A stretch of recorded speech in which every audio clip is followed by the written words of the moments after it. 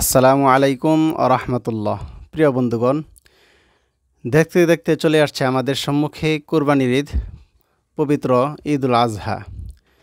এই কুরবানিতে আমরা যাদের উপর কুরবানি ওয়াজিব হয়েছে আমরা সকলেই কুরবানি দিব। তো এখন আমাদের লক্ষ লক্ষ টাকার কুরবানি যদি কোনো ভুলের কারণে আল্লাহর কাছে কবুল না হয় কিংবা কুরবানিটা না হয়, তাহলে এর থেকে দুঃখজনক আর কি হতে পারে। সুতরাং আজকে দুটি মাসলা আলোচনা করব যে কুরবানি করার ক্ষেত্রে আমাদেরকে খুব সাবধান হতে হবে। এই দুইটা বিষয়ের প্রতি খুবই লক্ষ্য রাখতে হবে, অন্যথায় কিন্তু কুরবানি হবে না। এক নম্বর যে বিষয়টি নিয়ে আলোচনা করব সেটা হলো যে সুদখোর ব্যক্তি যদি আমাদের সাথে শরিক হয়, যারা আমরা শরিকানার সাথে কুরবানি দেই, এখন যদি সুদখোর ব্যক্তি যদি সেই কুরবানিতে শরিক হয় তাহলে কি কুরবানি হবে কি হবে না এই বিষয়টা আলোচনা করব। এবং জবাইয়ের পূর্বে যদি কোনো ব্যক্তি সেই শরিকানাদের থেকে বেরিয়ে যায় তাহলে করণীয় কি, তাহলে কি কুরবানি হবে নাকি হবে না, এই দুইটা বিষয় আলোচনা করব। এবং এই দুইটা বিষয় যে আলোচনা করব এগুলো সম্পূর্ণ আপনার ফতোয়ার কিতাব, অর্থাৎ উল্লেখযোগ্য যে ফতোয়ার কিতাব রয়েছে সেগুলো থেকে সংগ্রহ করা হয়েছে। তার মধ্যে থেকে ফতোয়া আলমগিরি, ফতোয়া শামি, বাদিউস সানায়ে, আল বাহরুর রাইক, এরকম বহু ফতোয়ার কিতাব থেকে সংগ্রহ করে তারপর মাসলাগুলো আলোচনা করা হচ্ছে। প্রথম কথা আসুন যে সুদখোর ব্যক্তি যদি আমরা কুরবানিতে সুদখোর ব্যক্তিকে শরিক করি তাহলে কুরবানি হবে কি না। ফতোয়ার কিতাবে যেটা আসছে যে যদি আমাদের শরিকানাদের সাথে একজন শরিক এমন থাকে যার নাকি অধিকাংশ সম্পদ কিংবা পুরো সম্পদটাই সুদের মাধ্যমে সে অর্জন করেছে, তাহলে জেনে শুনে এমন ব্যক্তির সাথে যদি আমরা কুরবানি করি তাহলে কারো কুরবানি সহিহ হবে না।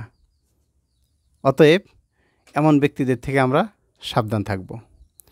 দ্বিতীয়ত, যদি নাকি সেই শরিকানা ব্যক্তির অধিকাংশ মাল হালাল হয়, হারাম না হয়ে থাকে, অধিকাংশ মাল হালাল হয়, অথবা কুরবানির টাকাটা হালাল উপায়ে সে উপার্জন করে থাকে, অথবা কুরবানির জবাই করার জন্য যেই অংশীদার সে গ্রহণ করেছে তার যে সম্পদ সেই কুরবানির জন্য দিয়েছে সেটা যদি হালাল উপায়ে উপার্জন করে থাকে তাহলে কুরবানি সকলেরই সহিহ হয়ে যাবে।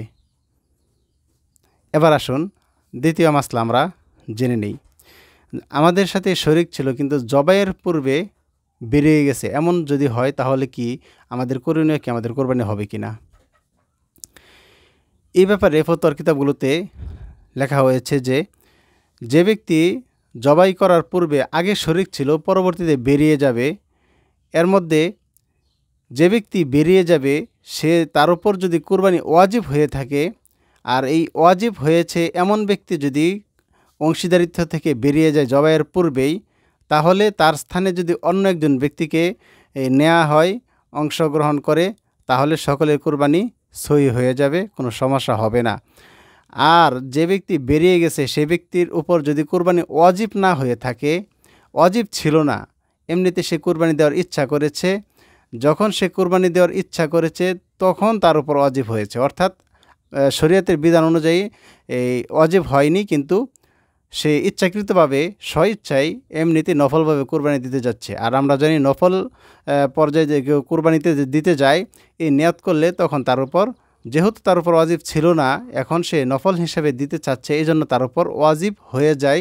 এবং এই রকম ব্যক্তি যদি অংশীদার হয়েছে তারপর বেরিয়ে যায় তাহলে এই ব্যক্তি যতক্ষণ না আবার তাকে এই বাকি শরিকরা তাকে অংশগ্রহণ করাবে ততক্ষণ পর্যন্ত তাকে ছাড়া কুরবানি দেওয়া সহি হবে না, এমনটাই ফতোয়ার কিতাবগুলোতে আসছে। তা আশা করি আমরা সকলে বুঝতে পারছি। এই জন্য আমরা খুব সাবধানের সাথে এই কাদেরকে আমরা শরিক করতেছি আমরা একটু যাচাই বাছাই করে আমরা নিব। এমনকি যেহেতু প্রকাশ্যে বললে আবার ফেতনা হতে পারে, এই জন্য আমরা কলা কৌশলে আমরা এই ধরনের ব্যক্তিদের থেকে এড়িয়ে চলব। তো আল্লাহ তাআলা সকলকেই সঠিকভাবে বোঝার এবং সঠিকভাবে আমল করার তৌফিক দান করুক। কথাগুলো বলেছি ফতোয়ার কিতাব থেকে সংগ্রহ করে। আসসালামু আলাইকুম ওয়া রাহমাতুল্লাহ।